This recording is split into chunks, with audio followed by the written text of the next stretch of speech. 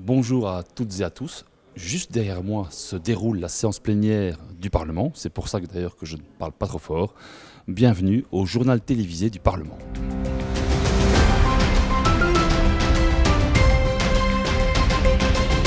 Ce lundi, la commission du budget a entendu M. Patrick Charlier, le directeur d'UNIA, sur l'antisémitisme en Belgique. Les parlementaires ont écouté son analyse et ses recommandations. On regarde. Ce lundi, en commission du budget et de l'égalité des chances, Patrick Charlier, directeur d'UNIA, le Centre pour l'égalité des chances et de la lutte contre les discriminations, est venu présenter son rapport 2024 sur l'antisémitisme en Belgique. Ainsi, pour la période 2018-2022, 6 dossiers concernant cette problématique ont été signalés. Mais en 2023, pas moins de 66 dossiers à caractère antisémite ont été instruits. Ils concernaient surtout des insultes, des tags sur les habitations et des profanations de tombes. UNIA a aussi apporté une attention particulière aux propos et slogans prononcés lors des manifestations pro-palestiniennes. Les députés ont marqué leur intérêt pour le sujet en posant de nombreuses questions au sujet de cette forte augmentation des plaintes déposées. Patrick Charlier nous fait part de son analyse et détaille brièvement les recommandations du centre. D'une part, on a fait un examen des dossiers entre 2018 et 2022. Et ce qui est singulier dans ce cadre-là, c'est que l'antisémitisme s'exprime surtout par des discours de haine, quelques actes de haine, mais peu de discrimination. Et puis nous avons fait une annexe suite aux événements du 7 octobre et pour montrer qu'il y a eu un impact sur l'antisémitisme. Et là, on donne les chiffres sur une augmentation significative du nombre de signalements et de dossiers ouverts suite au conflit entre Israël et le Hamas. Deux grandes recommandations. D'une part, travailler sur la meilleure connaissance, la prévention, l'éducation à l'antisémitisme. Et d'autre part, augmenter les poursuites et le rapportage au niveau des autorités judiciaires sur les faits d'antisémitisme. La presse est une des compétences phares de la Fédération Wallonie-Bruxelles.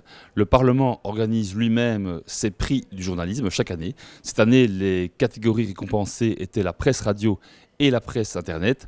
On écoute Véronique Lefebvre, notre journaliste, qui va nous dévoiler les noms des lauréats.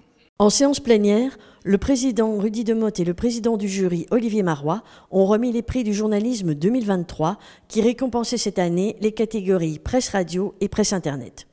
Le jury a tenu à souligner l'importance du journalisme d'investigation et du temps long, où les techniques de narration sont mises en avant pour captiver le public et le plonger dans une histoire vraie. Ce sont Sophie Mergen et Guillaume Volner de la RTBF qui remportent le prix catégorie radio pour le reportage intitulé « Pénurie d'infirmières, des vies en danger ». Et le trio de la Libre Belgique, Romane Bonnemé, Valentin Dauchot et Gaëtan Gras pour leur travail intitulé « Trafic et pollution, atmosphère lourde en mer du Nord » dans la catégorie presse Internet. Les lauréats nous font part de leur ressenti. C'est très symbolique pour moi parce que ça concerne un sujet qui concerne les hôpitaux. C'est vrai que symboliquement, ça a une importance pour moi de recevoir le prix par rapport à cette thématique-là. J'ai appris énormément de choses parce que je savais qu'il y avait un manque de personnel évident dans les hôpitaux et que ça avait des conséquences. Mais ce que je ne savais pas, c'est qu'il y avait du coup toutes des dérives au niveau du recrutement pour recruter à tout prix des infirmières, notamment qui viennent du Liban. Et là, j'ai vraiment découvert une filière que je ne connaissais pas. C'est important parce qu'on connaît tous le contexte dans lequel évolue la presse aujourd'hui. C'est le type d'enquête qui est difficile à mettre en place. On a vraiment travaillé sur 1 an. C'est long, c'est laborieux, on n'est pas dans les échéances qu'on attend généralement de la presse aujourd'hui où tout va très vite. C'est compliqué si vous voulez dans ce sujet-là, c'est qu'on est sur un sujet transfrontalier. On est sur du trafic maritime, tout se joue dans les eaux en partie internationales ou européennes. Ce qui était compliqué, c'est d'arriver à expliquer aux Belges quel était l'impact pour eux et comment surtout agir ici. On s'est rendu compte, pour synthétiser si vous voulez, que nos autorités sont relativement démunies et qu'il faut mettre en place une collaboration internationale. Mardi 13 février 2024, la première rencontre débat de l'année du cycle Réflexe sur la démocratie et ses enjeux, en collaboration avec le Collège Belgique et le journal Le Soir, avait pour thème l'intelligence artificielle avec Jérôme Duberry, chercheur au Graduate Institute de Genève comme orateur. Ces activités de recherche portent sur la participation de la société civile au processus d'élaboration des politiques publiques et plus particulièrement sur l'utilisation des technologies numériques, y compris l'intelligence artificielle, sujet développé devant une assistance très nombreuse et attentive. Enfin, et toujours concernant l'intelligence artificielle, jeudi 15 février, la Commission de la Culture et des Médias a procédé à l'audition de Gaëtan Deric comédien, de Tanguy Rosen pour la SACD, d'Olivier Metterling pour la SABAM et de Luc Jabon, auteur d'un documentaire sur l'intelligence artificielle.